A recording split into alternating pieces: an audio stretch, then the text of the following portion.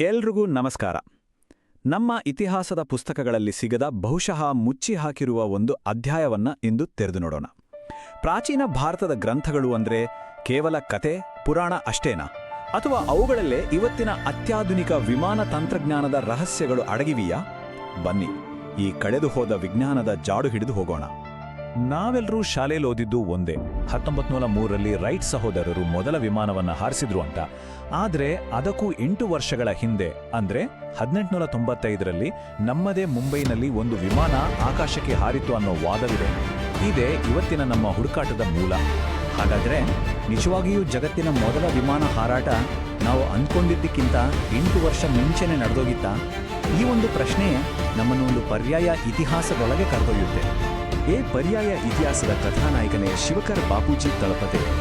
ಯೋಚನೆ ಮಾಡಿ, 1895ನೇ ಇಸ್ವಿ, ಮುಂಬೈನ ಚೌಪಾಟಿ ಬೀಚ್. ಅಲ್ಲಿ ನೆರೆದಿದ್ದ ಬೃಹತ್ ಜನಸಾಗರದ ಮುಂದೆ ಶಿವಕರ್ ಥಳಪಡೆ ಅನ್ನೋ ಸಂಸ್ಕೃತ ವಿದ್ವಾಂಸರು ನಿರ್ಮಿಸಿದ ವಿಮಾನ ಬರೋಬ್ಬರಿ 1500 ಅಡಿ ಎತ್ತರಕ್ಕೆ ಹಾರುತ್ತೆ. ಸ್ವತಃ ಬರೋಡಾದ ಮಹಾರಾಜರೇ ಇದಕ್ಕೆ ಸಾಕ್ಷಿಯಾಗಿದ್ರು. ಮತ್ತೆ ಅಂದಿನ ಪ್ರಖ್ಯಾತ ಕೇಸರಿ ಪತ್ರಿಕೆಯಲ್ಲೂ ಇದರ ಬಗ್ಗೆ ವರದಿ ಬಂದಿತ್ತು. ಈ ಇಡೀ ಸಾಧನೆಗೆ ಸ್ಫೂರ್ತಿ ಭರದ್ವಾಜ ಋಷಿಗಳು ಬರೆದ ಪ್ರಾಚೀನ ಸಂಸ್ಕೃತ ಗ್ರಂಥ. ಹಾಗಾದ್ರೆ ಅಂತಹ ಒಂದು ಅದ್ಭುತ ತಂತ್ರಜ್ಞಾನ ಏನಾಯಿತು? ಯಾಕೆ ಅದು ಮುಂದುವರಿಯಲಿಲ್ಲ? ಹೇಳಲಾಗುವ ಪ್ರಕಾರ ತಳಪಲೆಯವರ ಈ ಯೋಜನೆಗೆ ಬ್ರಿಟಿಷ್ ಸರ್ಕಾರ ಅಡ್ಡಗಾಲು ಹಾಕಿತು. ಅವರಿಗೆ ಹಣಕಾಸಿನ ಸಹಾಯ ಮಾಡದಂತೆ ಬರೋಡಾ ಮಹಾರಾಜರಿಗೆ ಎಚ್ಚರಿಕೆ ನೀಡಿದಷ್ಟೇ ಅಲ್ಲ, ವಿಮಾನದ ನಕ್ಷೆಗಳನ್ನು ವಶಪಡಿಸಿಕೊಂಡು ಈ ಇಡೀ ಸಂಶೋಧನೆಯನ್ನೇ ಇತಿಹಾಸದ ಪುಟಗಳಿಂದ ಕಣ್ಮರೆ ಮಾಡಲಾಯಿತು. ಸರಿ, ಈಗ ತಳಪದೆಯವರ ಆ ಹಾರಾಟದ ಹಿಂದಿದ್ದ ಆ ಪ್ರಾಚೀನ ಗ್ರಂಥದ ಕಡೆಗೆ ಗಮನ ಕೊಡೋಣ.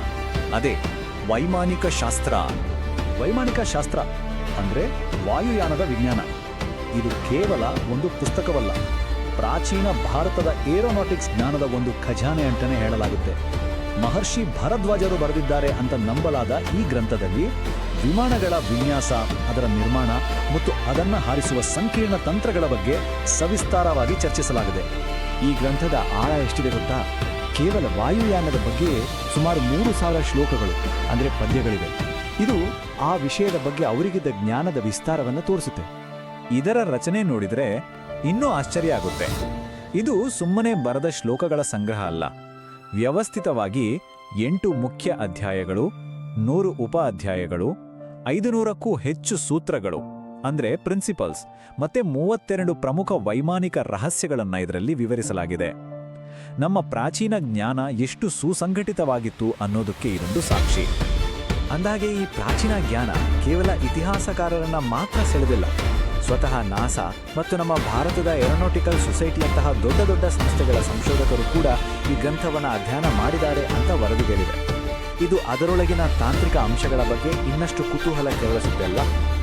ಹಾಗಾದ್ರೆ ಬನ್ನಿ, ವೈಮಾನಿಕ ಶಾಸ್ತ್ರದಲ್ಲಿ ಹೇಳಿರೋ ಹಾಗೆ ಆ ಪ್ರಾಚೀನ ವಿಮಾನದ ತಂತ್ರಜ್ಞಾನ ಹೇಗಿತ್ತು ಅಂತ ಸ್ವಲ್ಪ ಇಣುಕಿ ನೋಡೋಣ. ಪ್ರಾಚೀನ ಗ್ರಂಥಗಳ ಪ್ರಕಾರ ವಿಮಾನ ಅಂದ್ರೆ ಬರೀ ಆಕಾಶದಲ್ಲಿ ಹಾರುವ ಯಂತ್ರವಲ್ಲ, ಅದೊಂದು ಸರ್ವಾಂತರ್ಯಾಮಿ ವಾಹನ. ಅಂದ್ರೆ ನೆಲದ ಮೇಲೆ ಓಡಬಲ್ಲ, ನೀರಿನ ಮೇಲೆ ಚಲಿಸಬಲ್ಲ ಮತ್ತು ಒಂದು ಪಕ್ಷಿಯ ಹಾಗೆ ಸಲೀಸಾಗಿ ಆಕಾಶಕ್ಕೆ ಹಾರಬಲ್ಲ ಸಾಮರ್ಥ್ಯ ಅದಕ್ಕಿತ್ತು. ಇನ್ನು ಇಂಧನದ ವಿಷಯಕ್ಕೆ ಬಂದರೆ ಈ ವಿಮಾನಗಳಿಗೆ 4 ಬೇರೆ ಬೇರೆ ರೀತಿಯ ಇಂಧನವನ್ನ ಬಳಸಬಹುದಿತ್ತು.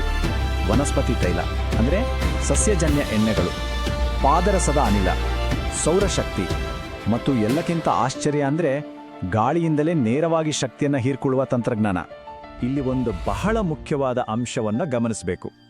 ವೈಮಾನಿಕ ಶಾಸ್ತ್ರದಲ್ಲಿ ಹೇಳಿರುವ ಪಾದರಸದ ತಂತ್ರಜ್ಞಾನವನ್ನು ಬಳಸಿ ನಾಸಾದ ವಿಜ್ಞಾನಿಗಳು ಇತ್ತೀಚೆಗೆ ಮರ್ಕ್ಯುರಿ ವೋರ್ಟೆಕ್ಸ್ ಎಂಜಿನ್ ಅನ್ನ ಯಶಸ್ವಿಯಾಗಿ ವಿನ್ಯಾಸಗೊಳಿಸಿದ್ದಾರೆ ಅಂತ ಹೇಳಲಾಗುತ್ತೆ. ಇದು ನಿಜವೇ ಆಗಿದ್ದಲ್ಲಿ ಪ್ರಾಚೀನ ಜ್ಞಾನಕ್ಕೂ ಇವತ್ತಿನ ಆಧುನಿಕ ವಿಜ್ಞಾನಕ್ಕೂ ಇರೋ ನೇರ ಸಂಪರ್ಕಕ್ಕೆ ಇದೊಂದು ದೊಡ್ಡ ಸಾಕ್ಷಿ. ಪ್ರಾಚೀನ ಪರಿಕಲ್ಪನೆಗಳಿಗೂ ಆಧುನಿಕ ತಂತ್ರಜ್ಞಾನಕ್ಕೂ ಇರೋ ಹೋಲಿಕೆಗಳನ್ನು ನೋಡಿದ್ರೆ ನಿಜಕ್ಕೂ ಬೆರಗಾಗುತ್ತೆ. ಉದಾಹರಣೆಗೆ, ಗುಹಾಗರ್ಭದಾರ್ಶ ಯಂತ್ರ ಅನ್ನೋದು ಶತ್ರುಗಳ ರ್ಯಾಡಾರ್ಗೆ ಕಾಣದ ಹಾಗೆ ಮರೆಯಾಗುವ ಇವತ್ತಿನ ಸ್ಟೆಲ್ತ್ ಟೆಕ್ನಾಲಜಿಯನ್ನೇ ಹೋಲುತ್ತೆ. ಹಾಗೆಯೇ ಪರಶಬ್ದ ಗ್ರಾಹಕ ಯಂತ್ರ ಅಂದ್ರೆ ದೂರದಲ್ಲಿರೋ ಶತ್ರು ವಿಮಾನದ ಶಬ್ದವನ್ನು ಗ್ರಹಿಸಿ ಪತ್ತೆ ಹಚ್ಚುವ ಇವತ್ತಿನ ಸೋನಾರ್ ತಂತ್ರಜ್ಞಾನದ ತರನೇ ಕೆಲಸ ಮಾಡುತ್ತಿತ್ತು.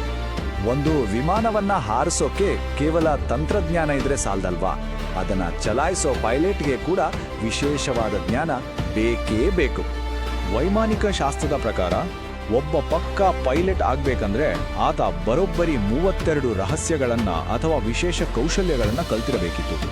ಈ ಕೌಶಲ್ಯಗಳು ಅಂದ್ರೆ ಸುಮ್ಮನೆ ವಿಮಾನ ಓಡಿಸೋದಷ್ಟೇ ಅಲ್ಲ, ವಿಮಾನವನ್ನ ಒಂದೇ ಕಡೆ ಸ್ಥಿರವಾಗಿ ನಿಲ್ಲಿಸೋದು, ಆಕಾಶದಲ್ಲೇ ಗಿರ್ಕಿ ಹೊಡೆಯೋದು, ಮಿಂಚಿನ ವೇಗದಲ್ಲಿ ಅತ್ತಿತ್ತ ಚಲಿಸೋದು ಮತ್ತು ಮುಖ್ಯವಾಗಿ ಶತ್ರುಗಳ ದಾಳಿಯಿಂದ ವಿಮಾನವನ್ನ ರಕ್ಷಿಸಿಕೊಳ್ಳೋದು. ಇವೆಲ್ಲ ಪೈಲಟ್ನ ಕೌಶಲ್ಯದ ಭಾಗವಾಗಿತ್ತು. ಅಂದ್ರೆ ಇದು ಕೇವಲ ಪ್ರಯಾಣವಾಗಿರಲಿಲ್ಲ, ಅದೊಂದು ಯುದ್ಧ ಕಲೆಯಾಗಿತ್ತು. ಈ ತಾಂತ್ರಿಕ ವಿವರಗಳೆಲ್ಲ ಕೇವಲ ಒಂದೇ ಒಂದು ಗ್ರಂಥಕ್ಕೆ ಸೀಮಿತವಾಗಿಲ್ಲ. ಇದರ ಪ್ರತಿಧ್ವನಿಗಳು ನಮ್ಮ ಪ್ರಸಿದ್ಧ ಮಹಾಕಾವ್ಯಗಳಲ್ಲೂ ಸ್ಪಷ್ಟವಾಗಿ ಕೇಳಿಬರುತ್ತೆ. ಗ್ರಂಥಗಳ ಪ್ರಕಾರ ವಿಮಾನಗಳ ತಂತ್ರಜ್ಞಾನ ಕಾಲಕ್ಕೆ ತಕ್ಕಂತೆ ಬದಲಾಗಿದೆ. ಸತ್ಯಯುಗದಲ್ಲಿ ಮಾನಸಿಕ ಶಕ್ತಿಯಿಂದಲೇ ಚಲಿಸುತ್ತಿದ್ದ ಮಾಂಥಿಕ ವಿಮಾನಗಳಿದ್ದವಂತೆ. ಆಮೇಲೆ ದ್ವಾಪರ ಯುಗದಲ್ಲಿ ತಾಂತ್ರಿಕ ವ್ಯವಸ್ಥೆಗಳು ಅಂದ್ರೆ ಟೆಕ್ನಿಕಲ್ ಸಿಸ್ಟಮ್ಸ್ ಬಂದು. ಈಗ ನಾವಿರೋ ಕಲಿಯುಗದಲ್ಲಿ ಸಂಪೂರ್ಣವಾಗಿ ಯಂತ್ರಗಳ ಮೇಲೆ ಅವಲಂಬಿತವಾಗಿರೋ ಕೃತಿಕ ವಿಮಾನಗಳಿವೆ. ಈ ಜ್ಞಾನದ ಕುರುಹುಗಳನ್ನ ನಮ್ಮ ಮಹಾಕಾವ್ಯಗಳಲ್ಲಿ ಸುಲಭವಾಗಿ ನೋಡ್ಬೋದು. ರಾಮಾಯಣದ ಪ್ರಸಿದ್ಧ ಪುಷ್ಪಕ ವಿಮಾನ, ಭಾಗವತದಲ್ಲಿ ಬರುವ ಸಾಳ್ವರಾಜನ ಇದ್ದಕ್ಕಿದ್ದ ಹಾಗೆ ಮಾಯವಾಗಬಲ್ಲ ಸೌಭ ಅನ್ನೋ ಸ್ಪೇಸ್ ಶಿಪ್. ಅಷ್ಟೇ ಅಲ್ಲ, ಬೇರೆ ಗ್ರಹಗಳಿಗೆ ಪ್ರಯಾಣಿಸಲು ಬಳಸುತ್ತಿದ್ದ ವಿಮಾನಗಳ ಉಲ್ಲೇಖ ಕೂಡ ಇದೆ. ಇವೆಲ್ಲವೂ ಪ್ರಾಚೀನ ಭಾರತದಲ್ಲಿ ಏರೋನಾಟಿಕ್ಸ್ ಪರಿಕಲ್ಪನೆ ಎಷ್ಟು ಆಳವಾಗಿತ್ತು ಅನ್ನೋದನ್ನು ತೋರಿಸುತ್ತೆ. ಕೊನೆಯದಾಗಿ ಈ ಗ್ರಂಥವನ್ನ ಅಧ್ಯಯನ ಮಾಡಿದ ಆಧುನಿಕ ಸಂಶೋಧಕರೇ ಅದರ ಆಳಕ್ಕೆ ಬೆರಗಾಗಿದ್ದಾರೆ. ಅವರೇ ಹೇಳೋ ಹಾಗೆ ಈ ಪುಸ್ತಕದಲ್ಲಿರೋ ವಾಯುಯಾನದ ಉನ್ನತ ಮಟ್ಟದ ಜ್ಞಾನವನ್ನ ಮೆಚ್ಚಲೇಬೇಕು. ಇದು ಕೇವಲ ಕಲ್ಪನೆಯಲ್ಲ, ಇದೊಂದು ಗಂಭೀರವಾದ ತಾಂತ್ರಿಕ ಜ್ಞಾನದ ಸಂಗ್ರಹ ಅನ್ನೋದಕ್ಕೆ ಇದು ಮತ್ತೊಂದು ಪುಷ್ಟಿ ನೀಡುತ್ತೆ. ಈ ಇಡೀ ವಿಶ್ಲೇಷಣೆಯನ್ನ ಒಂದು ಪ್ರಶ್ನೆಯೊಂದಿಗೆ ಮುಗಿಸೋಣ. ಒಂದು ವೇಳೆ ಪ್ರಾಚೀನ ಭಾರತದಲ್ಲಿ ಈ ಮಟ್ಟದ ವೈಮಾನಿಕ ಜ್ಞಾನ ನಿಜವಾಗಿಯೂ ಅಸ್ತಿತ್ವದಲ್ಲಿ ಇತ್ತು ಅಂದ್ರೆ, ಹಾಗಾದ್ರೆ ನಮ್ಮ ಪ್ರಾಚೀನ ಗ್ರಂಥಗಳ ಪುಟಗಳ ನಡುವೆ ಇನ್ನಂತಹ ಅದ್ಭುತವಾದ ಮುಂದುವರೆದ ವಿಜ್ಞಾನದ ರಹಸ್ಯಗಳು ಅಡಗಿರಬಹುದು. ಇದರ ಬಗ್ಗೆ ಒಮ್ಮೆ ಯೋಚಿಸಿ.